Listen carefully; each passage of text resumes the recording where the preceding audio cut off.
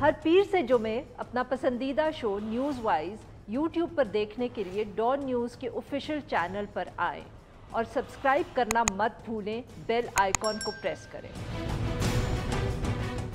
इस पीडीएम के साथ जो एक मेरे ख्याल में जो एक प्रॉब्लम हुई है वो ये हुई है कि मौलाना फजलुर रहमान साहब, बड़ा एहतराम है उनका, वो इस इत्तेहाद के सरबराह के तौर पर आपस के इख्तलाफात जो थे दीगर सियासी जमातों के वो ख़त्म नहीं कर सके, उसमें एक किरदार अदा नहीं कर सके।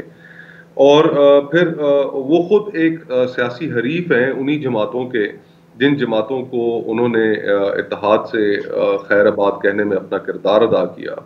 सिंध में वो शायद सर, तो आप ये कह रहे हैं कि there was some politics behind that also, ये सिर्फ कोई प्रिंसिपल्स पे डिसीजन नहीं थी।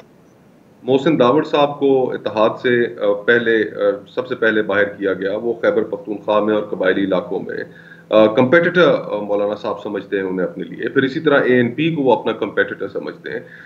तो ये कुछ सिंध में आप हैं उनके कंपेटिटर सर?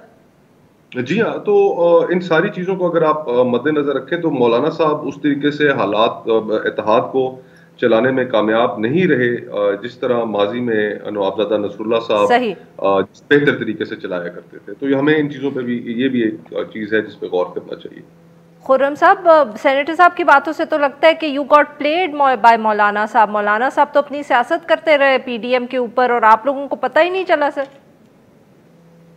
नहीं, इसमें और भी मामलात थे जिनको अब दोहराना जो है मुस्बत नहीं होगा। मुस्लिम लीग नून में एक बड़ी ख्वाहिश मौजूद है कि जो भी हम से एक कोताही हुई है पीडीएम से, इसको दूर किया जाए। और सर, ये तो आप मान रहे हैं ना कि पीडीएम से कोताही हुई है इस सारे मामले पे? जी नहीं, देखिए, मैं इसमें मान रहा हूँ कि इकट्ठा ना रखना ही कोताही है।